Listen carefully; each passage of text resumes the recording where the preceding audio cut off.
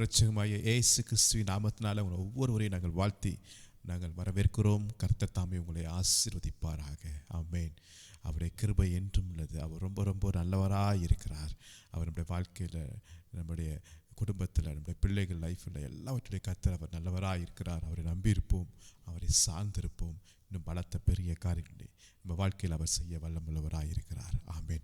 Okay, இன்றைக்கு நம்ம ஒரு முக்கியமான ஒரு காரியத்தை நம்ம பார்க்க போகிறோம். அது என்னவென்றால், அநேக பேர் இப்போ சொல்லுகிற ஒரு காரியங்கள் சத்துரு, சாத்தான், பிசாசு என்று சொல்லி பல நேம் நம்ம சொல்லிக்கிட்டு இருப்போம். ஆனால் எல்லாமே ஒன்று தான். நம்முடைய வாழ்க்கையில் இந்த காரியத்தை கொண்டு வருகிறான். என் குடும்பத்தில், என் கணவர் லைஃப்பில், என் பிள்ளைகள் மத்தியில், என் சபையில், என் ஊழியத்தில், இப்படி சொல்லி நம்ம அநேக காரியங்களுக்காக நம்ம ஜெபித்து கொண்டிருக்கிறோம். எஸ், ஆமாம், சத்துருக்கள் இந்த கடைசி நாட்களில் இன்னும் அதிகமான சில பிரச்சனைகளையும் அவருடைய திட்டங்களையும் கொண்டு வந்திருக்கிறது உண்மைத்தான். நம்மளுக்கு விரோதமாய், நம்முடைய குடும்பத்துக்கு விரோதமாய், ஊழியங்களுக்கு விரோதமாய், சபைகளுக்கு விரோதமாய் பல போராட்டங்களை அவன் கொண்டு வந்து கொண்டிருக்கிறான்.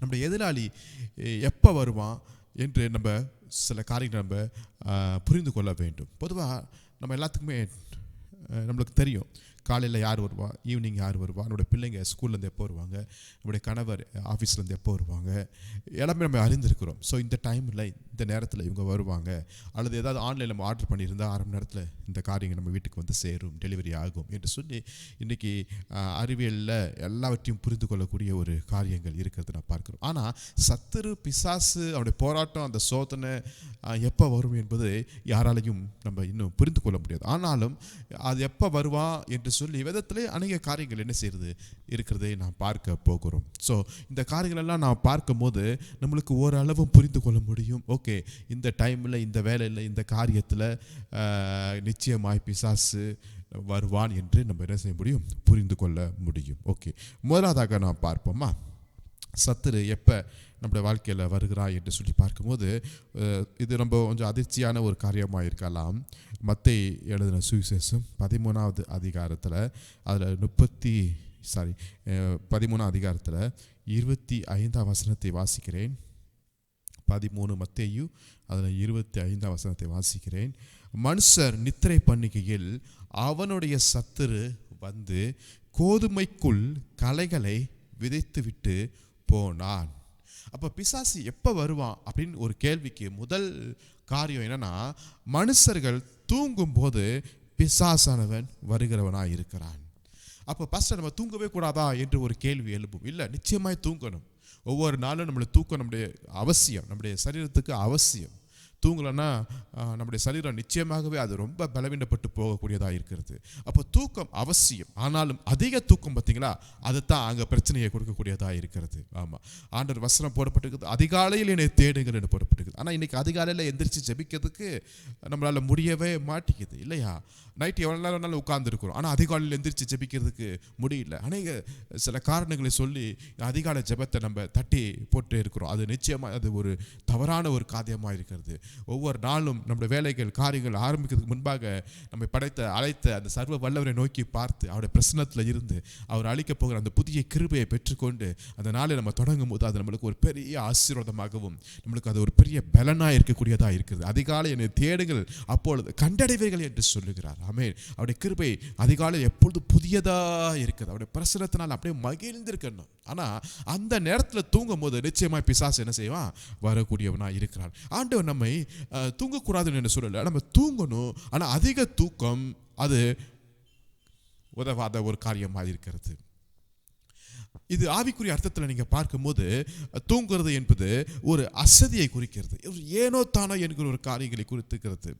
இப்படிப்பட்ட ஒரு சோம்பேறித்தனமாக இராதபடி, ஒரு அசதியாக இராதபடி ஆண்டவர் நம்மை நம்பி ஒரு காரியத்தையும் இந்த குடும்பத்தையும் பிள்ளைகளையும் கொடுத்துருக்காரு, சபையை கொடுத்துருக்காரு, ஊழியத்தை கொடுத்துருக்காரு என்கிற ஒரு பொறுப்பு உணர்வுலாம் நம்ம இருக்க வேண்டும் இல்லையா? ஆதாம்கிட்ட சொன்னார், இந்த தோட்டத்தை நீ காத்துக்கொள், பண்படுத்திக்கொள் என்று சொன்னார். ஆமாவா இல்லையாங்க?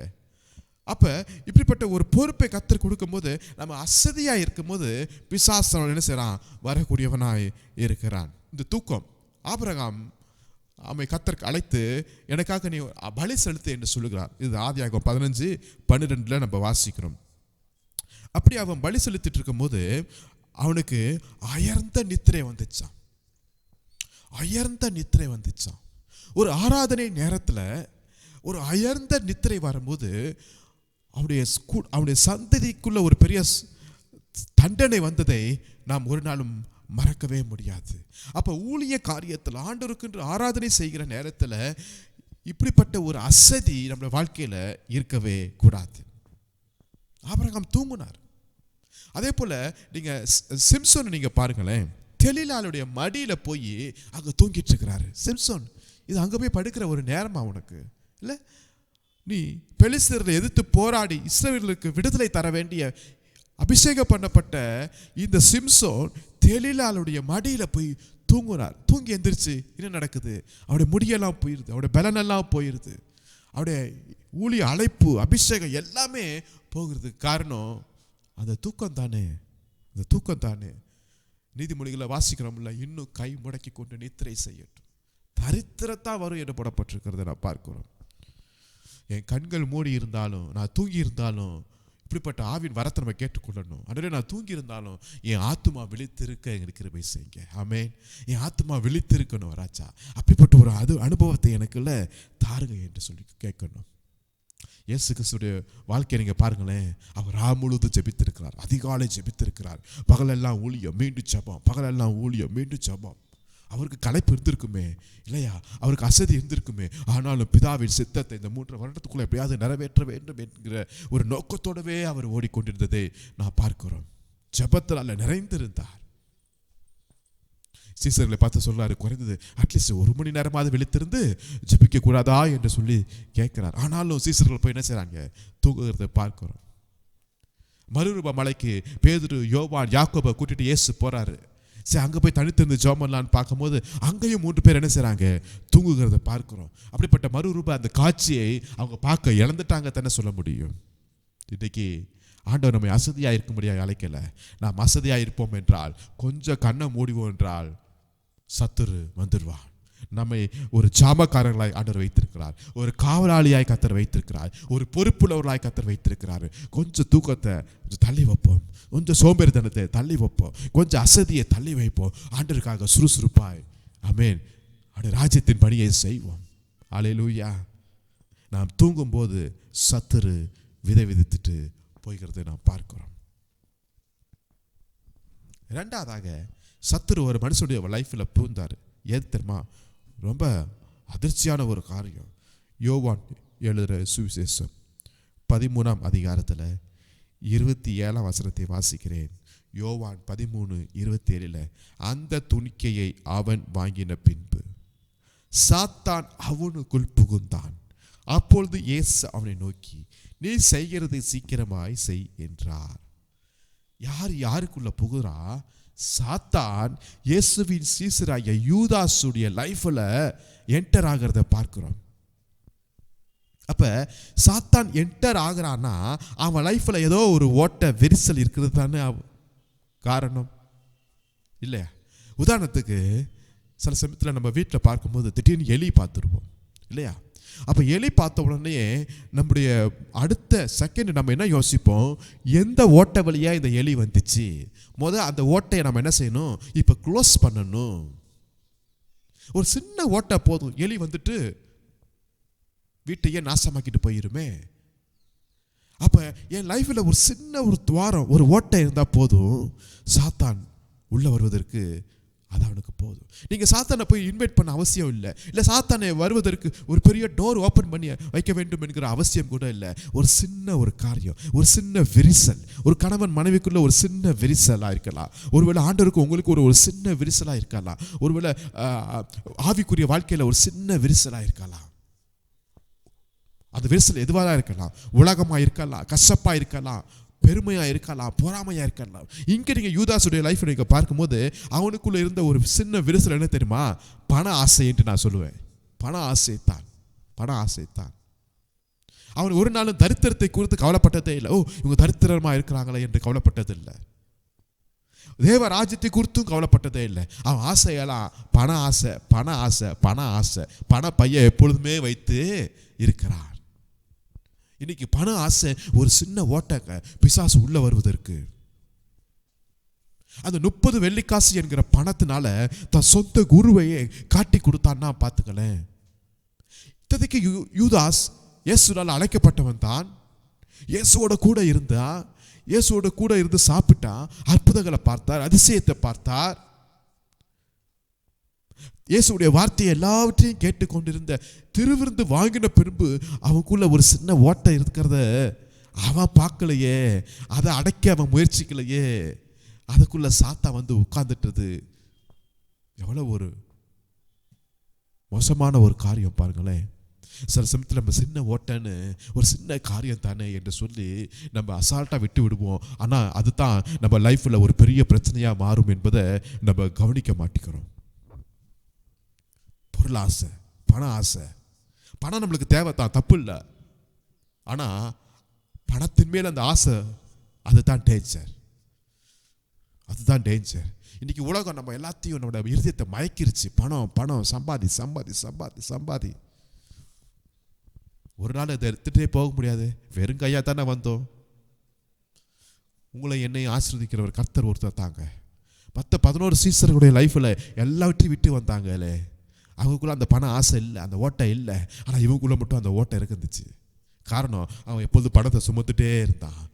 நம்ம தேவ பிரசனத்தை சுமக்கணுங்க, அவருடைய கிருபையை சுமக்கணுங்க, அவருடைய அபிஷேகத்தை சுமக்கணுங்க.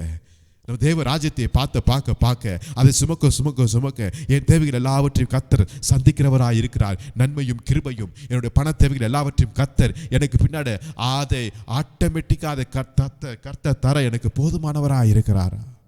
ஆமே. அனனியா சப்பிரா நல்ல அற்புதமான தேவனுடைய பிள்ளைகள் தான், நல்ல ஒரு தம்பதியினர்கள், அப்போஸ்தலருடைய உபதேசத்தின்படி வாழ்ந்தவர்கள். ஆனால் அவங்களுக்குள்ள சாத்தான் புகுந்துட்டான். அவங்க இருதயத்துக்குள்ள சாத்தான் புகுந்துட்டான். ஒரு பொருள் ஆசை, ஒரு பண ஆசை, ஒரு பொய்யை சொல்லும்படியான ஒரு காரியத்துக்குள்ள அவங்க தள்ளப்பட்டார்களே. அவருடைய முடிவு என்ன? ஒரு மோசமான ஒரு மரணமாக இருந்தது. நம்ம ஒரு நாளும் மறந்து விடவே கூடாது. என்ன விரிசல் உங்கள் லைஃப்பில் இருக்குது, என் லைஃப்பில் இருக்குது என்பது ஒவ்வொரு நாளும் தேவ சமூகத்தில் நம்ம ஆராய்ச்சி பண்ண வேண்டும். இப்போவே அந்த விரிசலை மூட வேண்டும். சாத்தானுக்கு அது ஒரு வழியாய் அமைந்திடக்கூடாது. ஆமென். சார் சாத்தான் எப்படியெல்லாம் வந்துட்டு இருக்கிறது நான் பார்க்கணும். மூன்றாவதாக சாத்தான் எப்போ வருவான்னு பார்க்கும்போது ஏசிட்டே சாத்தான் வந்தான். எப்போ வந்தான்னா மத்தேயு 4ஆம் அதிகாரத்தில் 2ஆம் வசனத்திலிருந்து வாசிக்கிறேன். அவர் இரவும் பகலும் 40 நாள் உபவாசமாக இருந்த பின்பு அவருக்கு பசி உண்டாயிருச்சு. 40 நாள் இரவும் பகலும் உபவாசம் இருந்து தனிமையில் வனாந்தரத்தில் உட்கார்ந்து ஜெபம் பண்ணிட்டு இருக்கிறாரு. இன்னும் ஊழிய ஆரம்பிக்கல. அப்போ தான் ஞானஸ்நானம் பெற்று அவர் வந்து இருக்கிறாரு. உடனே பிசாசு என்ன செய்றான்? அவரிடத்தில் வந்துட்டான். பாருங்களேன், 40 நாள் உபவாசம் இருந்த பிறகு அவருக்கு ஒரு மிகப்பெரிய ஒரு களைப்பு இருந்திருக்கும். அதுக்கப்புறம் ஒரு பசி இருந்திருக்கும். இதெல்லாம் அவருடைய சரீரத்தின் தேவையாக இருந்திருக்கும் இல்லையா?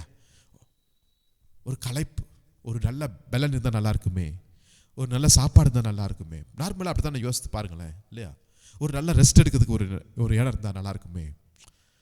இதெல்லாம் மனிதனுடைய காரியமாக இருக்கிறது. ஸோ இதெல்லாம் ஒரு தேவை. இந்த தேவை நேரத்தில் டக்குனு பிசாசு வந்து என்ன செய்றான்? நிற்கிறான். இப்போ 40 நாள் உபவாசத்துக்கு பிறகு அவருக்கு பசி உண்டான பிறகு ஏதாவது சாப்பிடலாமா என்று சொல்லி மனசில் வரும்போது உடனே பிசாசு என்ன செய்கிறான்? அங்கே கொண்டு வந்து இயேசுட்ட வந்து நிற்கிறான். ஒரு காரியத்தை சொல்கிறான், ஒரு சூப்பரான ஒரு ஐடியா சொல்கிறான். என்ன ஐடியானா, இயேசுவே இந்தாங்க, இந்த கல் இருக்குது பார்த்தீங்களா, இது பிரெட் மாதிரி இருக்குது பார்த்தீங்களா, பர்கர் மாதிரி இருக்குது பார்த்தீங்களா, இது அப்படியே என்ன செய்யுங்க, டக்குன்னு ரொட்டி மாதிரி செஞ்சு பிரெட் மாதிரி செஞ்சு சாப்பிட்ருங்க. இவ்வளோ தூரம் நீங்கள் போய் ஹோட்டலில் போய் சாப்பிட்ணும், இல்லை வீட்டுக்கு போய் சாப்பிட்ணும், இதுக்கப்புறம் நீங்கள் சமைச்சு சாப்பிட்ணும், உங்களுக்கு யார் இருக்கா, குடும்பம் இருக்கா, இது இருக்கா, இங்கே நீங்கள் செஞ்சு சாப்பிடுங்களேன். இது வந்து நல்ல ஐடியா தாங்க, சூப்பர் ஐடியா தாங்க, சரியான நேரத்தில் வந்து ஐடியா தாங்க, தேவையான ஐடியா தாங்க. ஆனால் இந்த ஐடியா கொண்டு வந்தவன் பார்த்தீங்களா, அவன் வந்து ஆள் சரியில்லை. அப்போ இதுலேருந்து என்ன புரியுதுன்னா, நம்முடைய தேவைகள் மிகப்பெரிய தேவையான நேரத்தில் பிசாசு நம்ம பக்கத்தில் வந்து பல ஐடியாவை அவன் தருவான். பண தேவையான நேரத்தில் பிசாசு வந்து பல காரியங்களை சொல்லி தருவான். நீ இப்படிப்பட்ட தவறான ஒரு பிஸ்னஸை செஞ்சுன்னா யாருக்குமே தெரியாது, ஆனால் நீ பெரிய ஆளாயிரலாம், பெரிய பணக்காரன் ஆயிரலாம், கொஞ்ச நேரத்தில் கொஞ்ச நாளில் நீ வேற லெவல் ஆயிடுவ, உனக்கு சொந்த வீடு வரும், உனக்கு சொந்த கார் வந்துடும், பார் அவனுங்கெல்லாம் எப்படி இருக்கிறான்னு பாரு, அது மாதிரி நீ வாழ்றதை விட்டுட்டு நீ ஏன் இன்னும் ஆண்டவர் பண்ணி ஓடுற? இது ஒரு நோக்கம். பலவீனமான நேரத்தில் டக்குன்னு பிசாசு வந்து உனக்கு பலன் வேணும், சுகம் வேணும், நீ இன்னும் சோத்திரம் போட்டுகிட்டே இருக்கிற, நீ இன்னும் சபைக்கு போயிட்டே இருக்கிற, நீ இன்னும் ஆண்டவரை நம்பித்தானே இருக்கிற, இதெல்லாம் நடக்காத ஒரு காரியம். இப்படிப்பட்ட ஒரு மிகப்பெரிய ஒரு தேவையோடு இருக்கிற நேரத்தில் பிசாசு வந்து பல காரியங்களையும் பல ஐடியாக்களையும் கொண்டு வந்து அவன் கொடுப்பான். ஆனால் அது நல்ல ஐடியாவாக இருக்கலாம், அது எந்த மனிதர்கள் மூலமாய் வரலாம், யார் மூலமாக அவன் கொண்டு வந்தாலும் ஐடியா நல்லது, கொண்டு வந்த நேரமும் சரியான நேரம் தான். ஆனால் இது ஏன் ஆண்டவருக்கு சித்தமா இல்லையா என்பதை நீங்களும் நானும் உணர வேண்டும். எஸ், எனக்கு தேவை உண்டு தான், பட் என் தேவைகளை சந்திக்கிறவர், என் குறைகளை நிறைவாக்குகிறவர் என் தேவனாய் இருக்கிறார். ஆமென். ஈசாக்கு ஆபிரகாம்கிட்ட கேட்குறாரு, அப்பா விறகு இருக்கு, நெருப்பு இருக்கு, கத்தி இருக்கு, ஆனால் ஆடு எங்க, அனிமல் எங்க, பலி செலுத்துறதுக்குன்னு கேட்கும் போது யெகோவா ஈரே எல்லாவற்றையும் அவர் பார்த்து கொள்கிற தேவன். ஆமென். எஸ், இப்போ ஒரு மிகப்பெரிய ஒரு தேவை இருக்கு. மோரியா மலைக்கு போயிட்டு இருக்கிறோம். அங்கு அனிமல் கிடைக்கிறதுக்கு வழியே இல்லைனாலும் நான் ஆராதிக்கிற தேவன், நான் 100 வயதில் இருக்கும்போது உங்க அம்மாவுடைய கற்பை செத்து போன நேரத்தில் கர்த்தர் கற்பத்தை திறந்து அதிசயமான முறையில் உன்னை ஈசாக்கை என் தேவன் எனக்கு கொடுத்தது உண்மை என்றால் என்னுடைய தேவைகளையும் எந்த நேரத்திலையும் எந்த இடமா இருந்தாலும் அவர் சந்திக்க அவர் போதுமானவராய் இருக்கிறார் என்கிற ஒரு விசுவாசமான வார்த்தை உங்களுக்குள் வர போது பிசாசு அந்த இடத்துல இருந்து அவன் ஓடியே போயிட்டே இருப்பான். அல்லேலூயா, அல்லேலூயா. தேவையான நேரத்தில் அவனுக்கு தெரியும், இப்போ இந்த நேரத்தில் என்ன சொன்னாலும் இவங்க டக்குன்னு கேட்டுருவாங்க. இவனுக்கு இப்போ பணம் தேவையா, வா அங்கே வட்டிக்கு தரதை பற்றி பேசலாம், உடனே பரப்பிட்டுருவாங்க. ஆனால் ஆண்டவர் என்ன பாரு, ஒருவேளை ஒரு முழங்கால் போட்டு ஜெபம் பண்ணியிருந்தானா இவன் பணத்தேவையை நான் சந்திச்சிருப்பேன்னு. ஆனால் குறுக்கு வழியில் போய் வட்டிக்கு வாங்கி கடனை வாங்கி வட்டிக்கு வாங்கி கடனை வாங்கி அதை அடைக்க முடியாமல் பிரச்சனையில் மாட்டிக்கிட்டு இருக்கிற எத்தனை மக்கள் இருக்கிறாங்க நம்ம பார்த்துட்டு இருக்கிறோமே. ஆண்டவர் வைத்திருக்கிற திட்டத்தை நாம் அறிந்து கொள்ள வேண்டும். அல்லேலூயா, ஆமென், ஆமென், ஆமென். ஸோ பிசாசு எப்போ வருவான்? நம்ம உறங்கும் போது பிசாசு வருவான். அதுக்கப்புறம் பிசாசு எப்போ வருவான்? ஒரு சின்ன விரிசல் ஓட்டை இருந்தாலும் உள்ளே நுழைஞ்சிருவான். மூன்றாவதாக பிசாசு எப்போ வருவான்? நம்ம மிகப்பெரிய தேவைகளை சந்திக்கிற போது அதை எப்படி நிறைவேறுமோ என்று ஒரு பெரிய பயத்தோடு கலக்கத்தோடு இருக்கிற நேரத்தில் பிசாசு வந்து பல ஐடியாக்களை கொடுத்து நம்ம கெட்டு போக வைப்பான். நாலாவதாக பார்க்கும்போது பிசாசு எப்போ வருவான்னா, அவனுக்குரிய சில காரியங்கள் இன்னைக்கு என்கிட்ட இருந்துச்சுன்னு வச்சிங்களேன், அவன் பிசாசு வந்துடுவான். அவனுடைய காரியங்களை நான் வச்சுருந்தேன்னா பிசாசு வந்துடுவான். ஏன்னா அந்த காரியம் அவனுக்கு சொந்தமானது. ஆமாவா இல்லையா? எஸ். இப்போ ஒரு கையில் ஒரு பிஸ்கட் எடுத்துகிட்டு போயிட்டே இருந்துச்சிங்களேன் ரோட்டில், டக்குன்னு ஒரு நாய் என்ன செய்யணும், நம்மளை ஃபாலோ பண்ணிகிட்டே வரும். அதுக்கு என்ன தேவை? பிஸ்கட் தேவை. பிஸ்கட் அதோடைய உணவுன்னு அது நினச்சிட்டு இருக்கு, பின்னாடி வந்துகிட்டே இருக்குது. அப்போ பிசாசுடைய காரியம் என் லைஃப்பில் ஏதாவது இருக்கா, என் வீட்டில் ஏதாவது இருக்கா, என் ஃபோனில் ஏதாவது இருக்கா, என் சிந்தனையில் ஏதாவது இருக்கா, என் பேச்சில் இருக்கா, ஆட்டோமேட்டிக்காக அவன் வந்துடுவான். நம்ம வந்து அவனை இன்வைட் பண்ணுறதுக்கே தேவையில்லை, அவனே வந்து உட்காந்துருவான். ஏன்னா இது என்னுடையது, நான் அது இருக்கிற இடத்துல நான் இருப்பேன்னு சொல்லி வந்துடுறான். இப்போ சில வீடுலாம் பெரிய வீடுலாம் பார்க்கும்போது 2 ரூம் 3 ரூம் இருக்கும். அதில் வந்து ஒரு ரூம் வந்து ஓனருடைய ரூமாக இருக்கும். அவர் சொல்லிடுவார் என் திங்ஸ் இங்கே இருக்குது அப்படின்னு சொல்லிட்டு அதை லாக் பண்ணிட்டு போயிடுவார். நம்மளும் ஓகே அப்படின்னு சொல்லிடுவோம், குறைஞ்ச வாடகை கிடைக்காது பரவாயில்லன்னு சொல்லிட்டு போயிடுவோம். ஆனால் திடீர்னு மதியம் 12 மணிக்கு வருவார், 4 மணிக்கு வருவார், காலையில் வருவார், எப்போ நாளும் வருவார். தட்டுவார், நம்ம என்ன செய்யணும், டோர் ஓப்பன் பண்ணணும், சொல்லுவார் என் ரூமுக்கு போகணும், ஏதோ திங்ஸ் எடுக்கணும்னு. நம்மளால் அதை வந்து இல்லை நீங்களாம் வரக்கூடாது, வர முடியாது அப்படி சொல்ல முடியாது. ஏன்னா இது அவருடைய வீடு, அவருடைய திங்ஸ் இருக்குது. அவர் எந்த நேரத்தில் வருவார், நம்மளை டிஸ்டர்ப் பண்ணலாம், என்ன வேணாலும் சொல்லலாம், ஏன்னா அவர் திங்ஸ் இருக்குது. அதே மாதிரி தான் அவருடைய பிசாசுடைய காரியம் என்கிட்ட இருந்துச்சுன்னா அவன் வந்துடுவான். கசப்பு அவனுடையது, வைராக்கியம் அவனுடையது, சண்டை அவனுடையது, கோபம் அவனுடையது, பெருமை அவனுடையது, எரிச்சல் அவனுடையது, விபச்சாரம் அவனுடையது, வேசித்தனம் அவனுடையது, இதெல்லாம் அவனுடையது. இதை நான் எடுத்துக்கிட்டேன்னா அதுக்கு சொந்தக்கார உரிமையாளர் ஆட்டோமேட்டிக்காக வந்து உட்கார்ந்துருவாரே. அப்போ எனக்குன்னு ஆண்டவர் சில காரியங்களை கிஃப்ட்டை வச்சிருக்கிற அன்பு, சந்தோஷம், சமாதானம், நீடிய பொறுமை, தயவு, நற்குணம், சாந்தம், விசுவாசம், இச்சை அடக்கம், இதெல்லாம் எனக்குரியது. இந்த அன்பு இருக்கிற இடத்துல பிசாசு வருவானா? வரமாட்டான். விசுவாசம் இருக்கிற இடத்துல பிசாசு வருவானா? வரமாட்டான். பொறுமை இருக்கிற இடத்துல பிசாசு வருவானா? வரமாட்டான். இதெல்லாம் இருக்கிறப்ப பரிசுத்த ஆவியானவர் ஆளுகை செய்வார். அவருடைய பிரசன்னத்தை நம்ம உணர முடியும். ஸோ இது ரொம்ப முக்கியமான ஒரு காரியம். அப்போ ஒவ்வொரு நாளும் நம்ம அலசி பார்க்கணும், அவனோடது ஏதாவது என்கிட்ட இருக்கா, அவனோடது ஏதாவது என்கிட்ட இருக்கா, உடனே டெலிட் பண்ணுங்க, எடுத்து தூக்கி போட்டே இருங்க. அது தேவையில்லாத காரியம். ஒருவேளை அது எவ்வளவு விலையேற பெற்றதாக இருக்கலாம், தேவையில்லை. அது எவ்வளோ முக்கியமானதாக இருக்கலாம், தேவையில்லை. சில பொருட்கள் கூட நம்ம ரொம்ப கவனமாக இருக்கணும். வீட்டுக்கு வர்றது எல்லா காரியத்தையும் நம்ம உடனே ஏற்றுக்கொள்ள வேண்டிய அவசியம் இல்லை. கிறிஸ்தவர்கள், விசுவாசிகள் இதில் ரொம்ப கவனமாக இருக்க வேண்டும். என் வாழ்க்கையில், என் வீட்டுக்குள்ளே, என் பிள்ளைகள் லைஃப்பில் எந்த ஒரு காரியம், எந்த ஒரு நபர்களோ, எந்த ஒரு திங்ஸோ, எந்த ஒரு கிஃப்டோ என்கிற காரியம் எது வந்தாலும் நாம் ரொம்ப ஆராய்ந்து அலசி பார்க்கிறவர்களாய் இருக்க வேண்டும். 5ஆவதாக, அப்போஸ்தலனாகிய பவுலுடைய லைஃப்பில் பிசாசு ஒரு இடத்துல வருகிறதை நாம் பார்க்க முடியுது. 1 தெசலோனிக்கேயர் 2ஆம் அதிகாரம் 18வது வசனத்தை வாசிக்கும் போது, ஆகையால் நாங்கள் உங்களிடத்தில் வர 2 தரம் மனதாயிருந்தோம். பவுலாகிய நானோ வர மனதாயிருந்தேன், சாத்தானோ எங்களை தடை பண்ணுகிறான். அப்ப தடையை கொண்டு வருகிறது பிசாசு. இது ரொம்ப கவனமா ஒரு காரியம். தடை சில சமயத்தில் நம்ம தடையெல்லாம் மேற்கொள்வோம். எப்பன்னா, ஒரு கல்யாணத்துக்கு போகிறோம், ஒரு மார்க்கெட் போகிறோம், ஒரு ஃபங்க்ஷனுக்கு போகிறோம், எல்லாம் கிளம்பி ரெடியாக இருக்கும்போது திடீர்னு மழை வரும். என்னத்தான் மழை வந்தாலும் அந்த ஃபங்க்ஷன் போகிறது, கல்யாணத்துக்கு போகிறது, அங்கே போய் சாப்பிட்றதுல அந்த குஷியில் அதெல்லாம் சமாளித்து ஏதோ ஒன்று செஞ்சு ஆட்டோவோ காரோ புக் பண்ணி போயிட்டே இருப்போம்.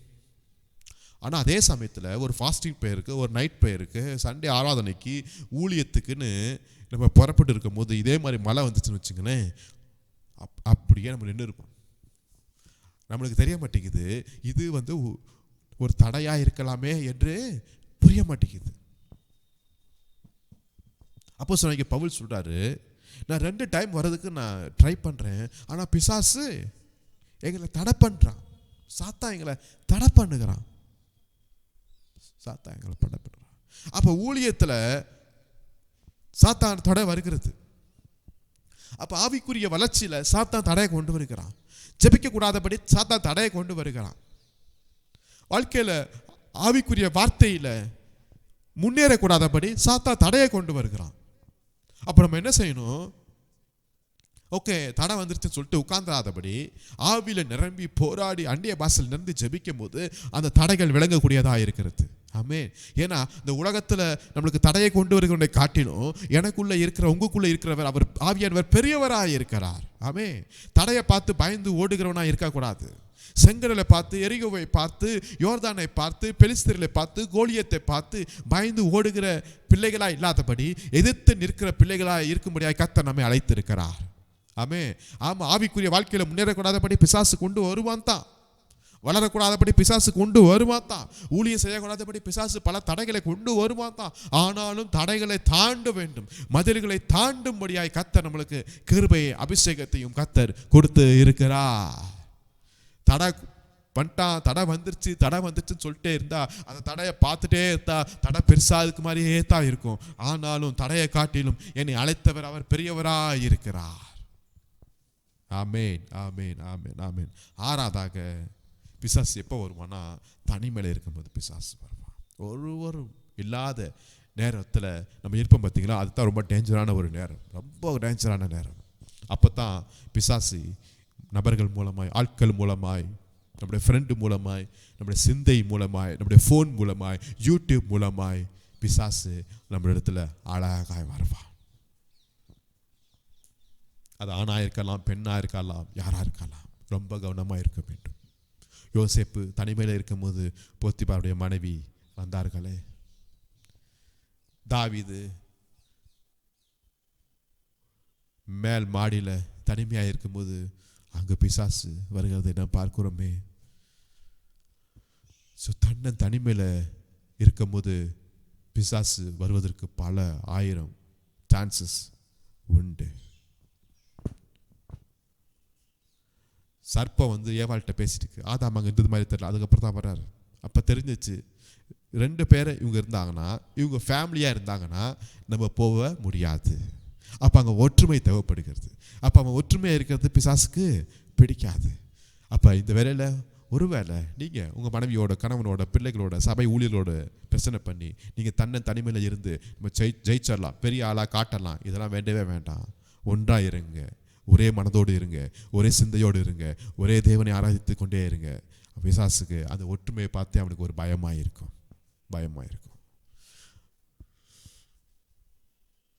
ஸோ பிசாசு பல காரியங்கள் மூலமாய், பல நேரத்தில், பல சூழ்நிலைகள் மூலமாய் வருகிறதை பார்க்கிறோம். ஆனாலும் நீங்களும் நானும் ரொம்ப ரொம்ப ரொம்ப ரொம்ப கவனமாய் இருக்க வேண்டும். அல்லேலூயா. சரி, ஒரு வசனத்தை வாசிப்போமா? இப்படியெல்லாம் பிசாசு வரான். பட் பிசாசு வரும்போது அவன் எப்படி வருவான்னு சொல்லி ஒரு வசனம் இருக்குது. அந்த வசனத்தை வாசிக்கிறோம். 1 பேதுரு 5ஆம் அதிகாரம் 8ஆம் வசனத்தை வாசிக்கும்போது நம்மளுக்கு எல்லாத்துக்கும் தெரிந்த ஒரு வசனம். தெளிந்த புத்தி உள்ளவர்களாயிருங்கள், விழித்திருங்கள், ஏனெனில் உங்கள் எதிராளாகிய பிசாசானவன் கெர்ச்சிக்கிற சிங்கம் போல் எவனை விழுங்கலாமோ என்று வகை தேடி சுற்றி திரிகிறான். எவனை விழுங்கலாம் என்று அப்படின்னா என்ன?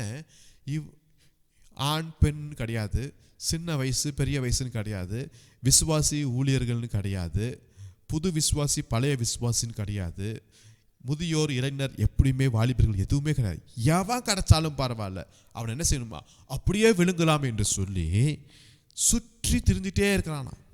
எவனாவது மாட்டுவானா கையில் அப்படின்னா பாருங்க, அவன் எப்படி ஒரு கோர முகத்தோடு அவன் என்ன செய்கிறான்? அவன் ஒரு தேடி அலைகிறான். ஏதாவது கிடைக்குமா, ஏதாவது கிடைக்குமா, ஏதாவது கிடைக்குமா, ஏதாவது கிடைக்குமா. ஸோ அதனால தான் வசனம் சொல்லுகிறது, நீங்கள் தெளிந்த புத்தி உள்ளாக இருங்கள், விழித்திருங்கள். இந்த பிசாசு எப்படி வருகிறான்னா, சிங்கம் போல். எப்படி வருகிறான்? சிங்கம் போல் வருகிறானா. இந்த சிங்கம் என்று சொல்லும் போது வேதத்தில் சிங்கம் எங்கேயாவது வந்திருக்கா அப்படின்னு நம்ம ஆராய்ச்சி பண்ணும்போது எஸ் வந்திருக்கிறது. 1 சாமுவேல் 17ஆம் அதிகாரத்தில் அதில் நான் வாசிக்கிறேன் 34வது வசனம். 1 சாமுவேல் 17:34. தாவீது சவுலை பார்த்து, உமது அடியான் என் தகப்புடைய ஆடுகளை மேய்த்து கொண்டிருக்கும் போது ஒரு விசை ஒரு சிங்கமும், ஆமேன், ஒரு விசை ஒரு கரடையும் வந்து மந்தையில் இருக்கிற ஒரு ஆட்டை பிடித்து கொண்டது. நான் அதை தொடர்ந்து போய் அதை அடித்து அதை அதன் வாய்க்கு தப்புவித்தேன்.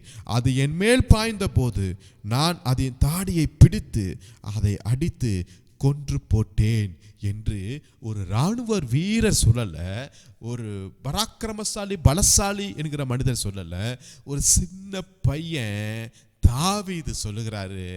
ஆடு மேய்க்கிற தாவீது சொல்லுகிறாரு, வனாந்திரத்தை வந்த தாவீது சொல்லுகிறாரு, எனக்கு எதிராய் ஒரு சிங்கம் வந்துச்சு தான், நான் பயந்து ஓடல, நான் சிங்கத்துக்கு நேராய் எதிராய் தொடர்ந்து போய் அதை அடித்தேன் என்று தைரியமாய் சொல்லுகிறதை நான் பார்க்கிறோமே. ஹல்லேலூயா, ஹல்லேலூயா. அப்ப எனக்கு எதிராய் சிங்கம் வந்தாலும், என்னை விழுங்கலாம் என்ற சிங்கம் வந்தாலும், ஆவியானவர் எனக்குள்ள இருக்கிறதுனால, அபிஷேகம் பண்ணப்பட்டவனாகிய நான், ஆராதனை வீரனாகிய நான் தொடர்ந்து போய் அந்த சிங்கத்தை அடித்து நான் ஜெயிக்கக்கூடிய பலத்தையும் கிருபையும் சத்துவத்தையும் தேவன் இன்றைக்கு நமக்கு கொடுத்திருக்கிறார். ஆமென், அல்லேலூயா. ரெண்டாவதாக சிங்கம் எங்கே வந்துச்சுன்னா, நியாயாதிபதிகள் புஸ்தகத்தில் 14வது அதிகாரத்தில் 5ஆம் வசனத்தை நான் வாசிக்கிறேன். சிம்சோனும் அவன் தாயும் தகப்பனும் திம்னாத்துக்கு போக புறப்பட்டார்கள். அவர்கள் திம்னாத் ஊர் திராட்சை தோட்டங்கள் மட்டும் வந்தபோது இதோ கெர்ச்சிக்கிற பாலசிங்கம் ஒன்று அவனுக்கு எதிராக வந்தது. திருப்பி இங்கே ஒரு சிங்கம் வருகிறது. அப்ப சிங்கம் யாருக்கு விரோதமாய் வருகிறதுனா, எங்க ஆராதனை செய்கிறாங்களோ அவங்களுக்கு விரோதமாய் வருகிறது. இங்கு பார்க்கிறோம், சிம்சோனுடைய லைஃபுக்கு முன்னாடி வருகிறது. 6ஆம் வசனத்தை வாசிக்கும் போது, அப்பொழுது கர்த்தருடைய ஆவி அவன் மேல் பலமாய் இறங்கினதினால், ஆமென், நல்லா கவனிங்க. அப்ப கர்த்தருடைய ஆவி பலமா இறங்கினதுனால, அப்ப அந்த சிங்கத்தை பார்க்கும்போது சிம்சோனும் பயந்து ஓடல. உடனே கர்த்தருடைய ஆவியானவர் மேல் பலமா இறங்கினதுனால அவன் தன் கையில் ஒன்றுமே இல்லாது இருந்தும் அதை ஒரு ஆட்டுக்குட்டியை கிழித்து போடுகிறது போல கிழித்து போட்டான். ஹல்லேலூயா. எப்படிப்பட்ட பலத்தை கர்த்தர் இன்றைக்கு நம்மளுக்கு கொடுக்கிறார் பாருங்களேன். ஆவியானவர் சார்ந்திருப்போம், ஆமேன். அவருடைய பலத்தை சார்ந்திருப்போம், ஆமேன். ஆவியானுடைய துணையோடு இருக்கும்போது இப்படிப்பட்ட சத்துருக்களை நாம் மேற்கொள்ள கர்த்தர் நம்மளுக்கு கிருபை செய்வாராக, ஆமேன், ஆமேன். அதே போல தானியேலை நீங்க வாசிக்கிறோம். 6ஆம் அதிகாரத்தில் 20வது வசனம், தானியேல் 6:20 நம்ம எல்லாத்துக்கும் தெரிந்து வச்சிடும். ராஜா கெபியின் கிட்ட வந்தபோது, எந்த கெபி? சிங்க கெபியின் கிட்ட வந்தபோது துயர சத்தமாய் தானியேலை கூப்பிட்டு, தானியேலே, நீ ஜீவனுள்ள தேவனுடைய தாசரே, நீ இடைவிடாமல் ஆராதிக்கிற உன் தேவன் உன்னை சிங்கங்களுக்கு தப்புவிக்க வல்லவராய் இருந்தாரா என்று தானியேலை கேட்டான். அப்போது தானியேல், ராஜாவே, நீர் என்று வாழ்க, சிங்கங்கள் என்னை சேதப்படுத்தாதபடிக்கு தேவன் தம்முடைய தூதனை அனுப்பி அவைகள் வாயை கட்டி போட்டு. ஆமென், அல்லேலூயா, அல்லேலூயா.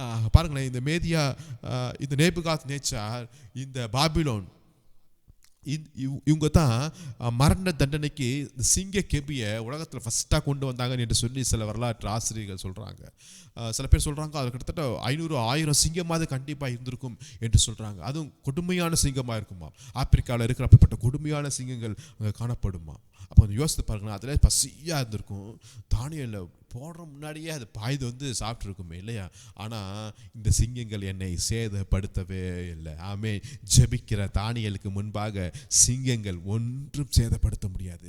சிங்கங்கள் வாய்கள் எல்லாவற்றையும் தேவன் கட்டி போட்டார். அல்லேலூயா, ஆமென். அப்போ கர்ச்சிக்கிற சிங்கம் போல் பிசாசு வந்தாலும் தாவீது மேற்கொண்டார், சிம்சோன் மேற்கொண்டார், தானியேல் ஜெயித்தது.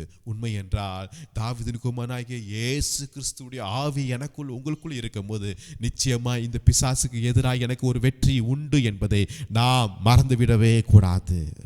அல்லேலூயா, அல்லேலூயா.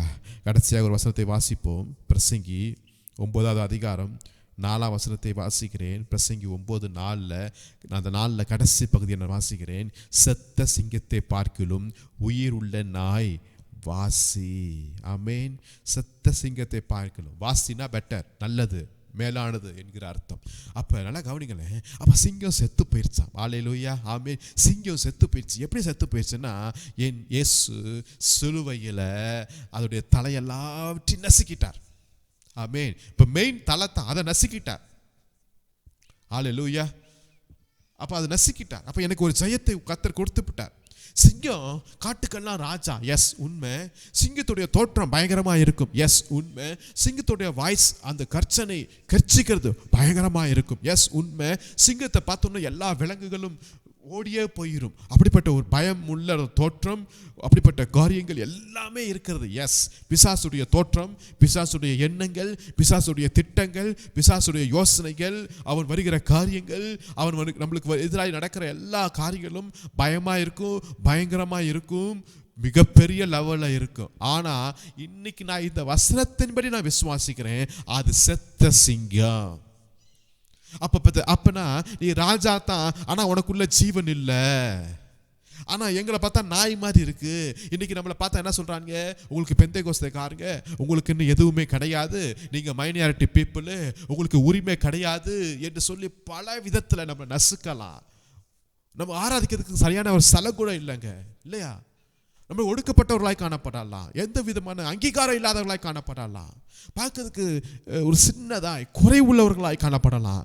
சொல்லப்போனா நாய் மாதிரி இருக்கலாம். நாயை தான் போட்டு நாய் பண்ண தான் கல் எடுத்து அடிக்கிறாங்க, இல்லையா? அப்படிப்பட்ட உபத்திரவம் நம்மளுக்குள்ள காணப்பட்டாலும் அது நீ சிங்கம் தான் ரைட்டு, நீ கிங்கு தான் ரைட்டு, நீ ராஜா தான் ரைட்டு. ஆனால் அந்த ஜீவன் இருக்கு பார்த்தியா, அங்கே இல்லை, ஆண்டவர் எனக்குள்ள தான் வைத்திருக்கிறாரு. அப்போ நான் தான் மேன்மையானவனாய் காணப்படுகிறேன். ஆமென். அதனால தான் ஒருவேளை நம்ம பலவீனமாய் காணப்படலாம், பைத்தியமாய் காணப்படலாம், உதாசீனப்பட்டவர்களாய் காணப்படலாம், ஆமாம் நம்மளை தள்ளப்பட்டவர்களாய் காணப்பட்டாலும், ஆனாலும் நமக்குள்ள ஆண்டவர் வைத்திருக்கிற அந்த பொக்கிஷம் இருக்கு பார்த்தீங்களா? ஆமென். அதுதான் பெரியது. அந்த மண் பாண்டத்துக்குள்ள அந்த பொக்கிஷத்தை கர்த்தர் வைத்திருக்கிறார். ஹல்லேலூயா. அதனால தான் இப்படிப்பட்ட பைத்தியமானவர்களையும், இழிவானவர்களையும், பலவீனமானவர்களையும் கர்த்தர் அவர் அழைத்து அவளை அபிஷேகித்து இன்னைக்கு பயன்படுத்தி கொண்டு வந்துட்டு இருக்கிறார். ஹல்லேலூயா.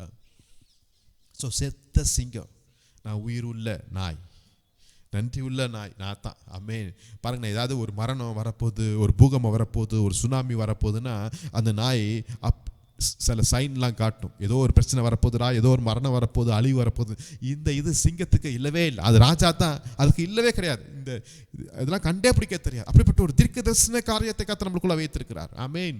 ஒரு திருடன் வந்தானா சிங்கத்துக்கு தெரியவே தெரியாது இவன் திருடனா நல்லவனா கெட்டவனா எதுவுமே தெரியும். ஆனால் நாய் கரெக்டாக தெரியும் இவன் திருடன் வந்திருக்கிறான், தவறான நோக்கத்தில் வந்திருக்கிறான். ஆமென். அப்போ இப்படிப்பட்ட காரியங்களை தேவன் நம்மளுக்குள்ள வைத்திருக்கிறது உண்மை. எஸ், விசுவாசிக்கிறோம். ஆமென், ஆமென். ஸோ பிசாசுடைய திட்டங்கள் வருது உண்மை தான். எப்படி வேணாலும் வருவான், அநேக காரியங்களை நம்ம பார்த்தோம். பட் இன்றைக்கி அதை காட்டிலும் மேலான ஒரு காரியம், அந்த பிசாசை மேற்கொள்ளக்கூடிய அந்த கிருபையை, அபிஷேகத்தையும் ஜீவனையும் கர்த்தர் எனக்குள்ள உங்களுக்குள்ள அவர் வைத்திருக்கிறது உண்மை. அப்படிப்பட்ட வார்த்தையை விசுவாசிங்க, தைரியமாயிருங்க. கர்த்தர் உங்களை ஆஸ்வதிப்பாராக. ஜெபம். நல்ல பிதாவே, நன்றியோடு ஸ்தோத்திரிக்கிறோம். ஆண்டவரே, இந்த உலகத்தில் நீர் எங்களை எதற்காக வைத்திருக்கிறீங்களோ அந்த காரியத்தை நாங்கள் நிறைவேற்ற எங்களுக்கு கிருபை பாராட்டுங்க ராஜா. அநேக போராட்டங்கள் உண்டு. அந்த பிசாசுடைய காரியங்களை நாங்கள் எதிர்கொள்ள வேண்டிய சூழ்நிலைக்குள் வந்திருக்கிறோம். ஆனாலும் இந்த வேளை நாங்கள் விசுவாசிக்கிறோம், எங்கள் கூட இருக்கிறவர் நீர் பெரியவர், நீர் மகத்துவம் உள்ளவர், நீர் ராஜாதி ராஜா, நீர் சத்ருவின் தலையை நசுக்கினவர், பாதாளத்தை ஜெயித்தவர், மரணத்தை வென்றவரே.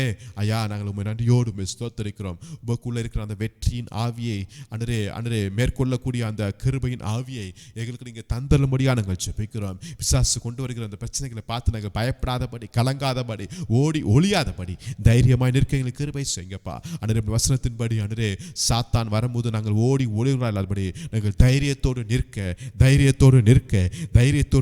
எங்களுக்கு கிருபை செய்யுங்க. பிசாசுக்கு எதிர்த்து நெல்லுங்கள் என்று சொன்னீங்களே, அப்போது அவன் ஓடி போகக்கூடியவனாக இருக்கிறார். இதுவரை நாங்கள் ஓடி போயிருப்போம், ஆனால் இனிமே அவன் ஓடி போகிற அளவுக்கு நாங்கள் போய் நிற்க எங்கள் கால்களை பலப்படுத்துங்க, இருதயத்தை பலப்படுத்துங்க ராஜா. வசனத்தின் மூலமாக எங்களோடு நீங்க பேசுனதுக்காக நன்றியோடு போய் ஸ்தோத்திரிக்கிறோம். இதை கேட்கிற பார்க்கிற ஒவ்வொருவரையும் கர்த்தர் நீர் ஆசீர்வதிக்கும்படியாக நாங்கள் ஜெபிக்கிறோம். ஐயா, நன்றி செலுத்துகிறோம். எல்லா துதியும் கனமும் மகிமையும் ஒருவருக்கே செலுத்துகிறோம். மீட்பர் இயேசு நாமத்தில் ஜெபிக்கிறோம் எங்கள் ஜீவனுள்ள நல்ல பிதாவே. ஆமென், ஆமென், ஆமென். கர்த்தர் உங்களை ஆசீர்வதிப்பாராக. Thank you. Praise the Lord. God bless you.